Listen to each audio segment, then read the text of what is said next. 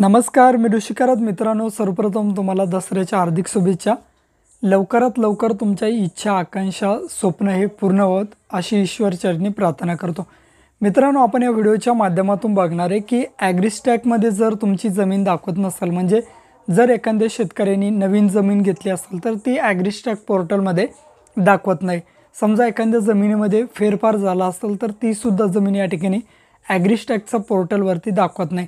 आता या जमिनीचं शेतकरी कार्ड म्हणजेच फार्मर आय डी कशा पद्धतीने काढायचा याची ए टू झेड माहिती आपण या व्हिडिओच्या माध्यमातून बघणार आहे. आणि जी जमीन तुम्हाला त्यामध्ये दिसत नाही काही शेतकऱ्यांची नावं, त्या शेतकऱ्यांची नावं कशाप्रकारे ॲग्रीस्टॅक पोर्टलला शोधायची याची ए टू झेड माहिती आपण या व्हिडिओच्या माध्यमातून बघणार आहे. तर मित्रांनो, व्हिडिओ नक्की तुम्ही शेवटपर्यंत बघा. आपल्या चॅनलवर जर तुम्ही पहिल्यांदाच आला असाल तर चॅनलला सबस्क्राईब करून ठेवा. असेच नवनवीन व्हिडिओ आम्ही तुमच्यासाठी घेऊन येतो. जर तुम्हाला काही विचारायचं असलं तर व्हिडिओला कमेंट करा किंवा व्हिडिओच्या डिस्क्रिप्शन बॉक्समध्ये टेलिग्रामचा ग्रुप दिला आहे, त्यावरती तुम्ही अजूनही जॉईन झाला नसाल तर त्यावरती जॉईन व्हा.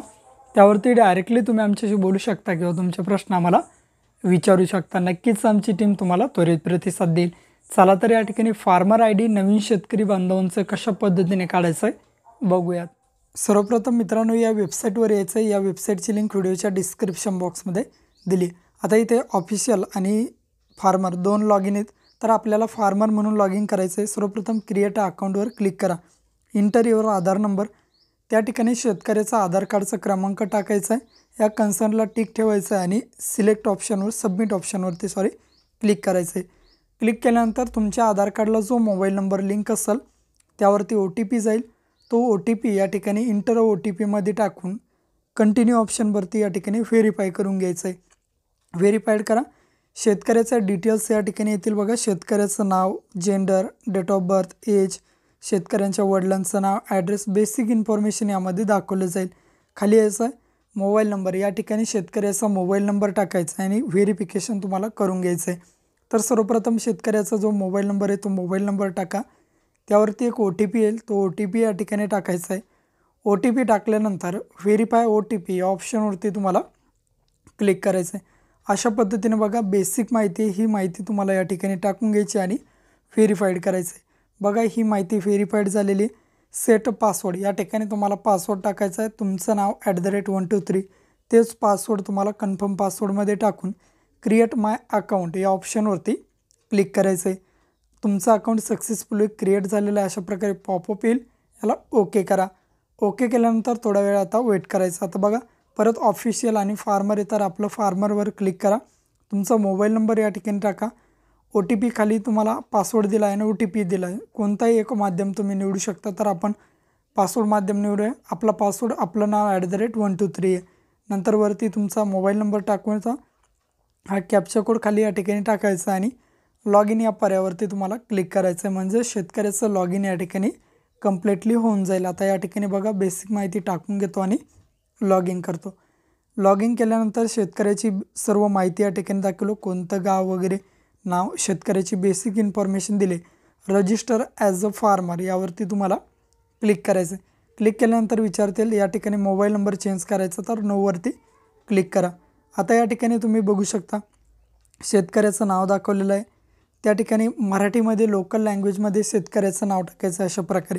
आता व्यवस्थित जसं आधारवर असेल त्याच पद्धतीने मराठीमध्ये नाव टाका. अशा प्रकारे मॅचिंग स्कोर ग्रीन आला पाहिजे. नंतर जे कास्ट निवडायची, OBC ST काय असेल ते. नंतर परत वडिलांचं नाव या ठिकाणी टाकायचं आहे. तेच नाव खाली कॉपी करून या ठिकाणी तुम्हाला पेस्ट करू शकता. अशा प्रकारे ही झाली स्वतःची माहिती बेसिक. नंतर खाली यायचं आहे, या ठिकाणी काहीही टाकायचं नाही, कास्टचा नंबर वगैरे. न्यू बिझनेस आहे का, तर या ठिकाणी नो करायचं आहे.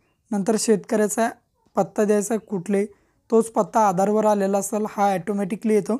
लोकल लँग्वेजमध्ये टाकण्यासाठी तुम्हाला गुगल इनपुट टूल यूज करायचं, जे इंग्लिशमध्ये टाईप केल्यानंतर ऑटोमॅटिकली मराठीत येईल.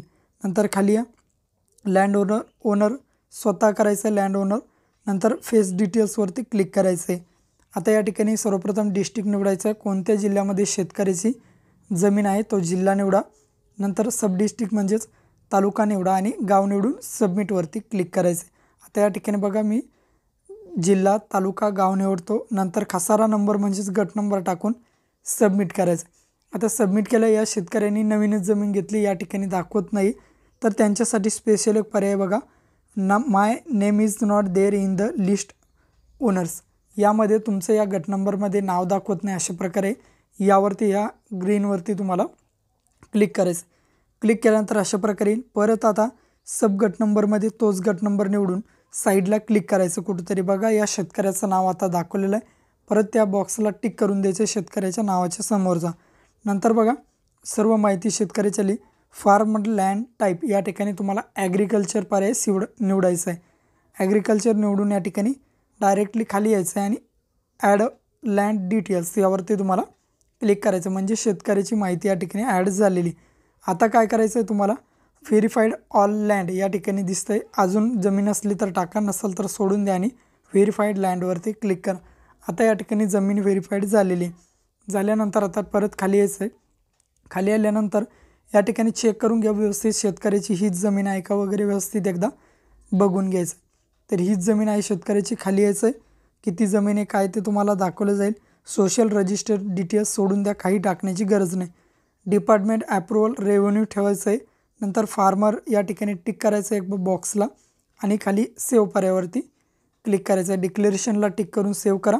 प्रोसीड विथ ई साईन या पर्यायावरती तुम्हाला क्लिक करायचं आहे. क्लिक केल्यानंतर परत अशा प्रकारे येईल. परत या बॉक्सला कन्संटला टिक करा.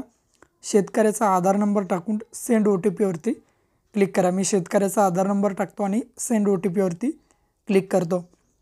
क्लिक केल्यानंतर आता शेतकऱ्याच्या आधार कार्डला जो नंबर लिंक आहे त्यावरती एक OTP जाईल. तो OTP तुम्हाला या ठिकाणी टाकून व्हेरीफाईड OTP यावरती तुम्हाला क्लिक करायचं आहे. आता या ठिकाणी मी OTP व्हेरीफाय करून घेतो. OTP व्हेरीफाईड झाल्यानंतर या ठिकाणी तुमच्यासमोर अशा प्रकारे एक पेज येईल. आता सर्वप्रथम तुमच्या आधार कार्डला जो मोबाईल नंबर लिंक आहे त्याच मोबाईलवरती हा OTP जातो आणि OTP व्हेरीफाईड करायचा. OTP व्हेरीफाईड केल्यानंतर थोडा वेळ वेट करा. अशा प्रकारे तुमचा फॉर्म सक्सेसफुली क्रिएट झालेला आहे. आता फॉर्म इन्व्हॉल्वमेंट ID तुम्हाला आलाच आहे. याचा तुम्हाला प्रिंट काढून घ्यायची. डाउनलोड PDFवरती क्लिक करा. क्लिक केल्यानंतर अशा प्रकारची ही PDF आहे. ही PDF तुमच्याकडे डाउनलोड करून ठेवायची किंवा याची झेरॉक्स काढून ठेवायची. अशा पद्धतीने तुम्ही नवीन जमिनीचा किंवा जी जमीन दाखवत नाही त्याचा फार्मर ID काढू शकता.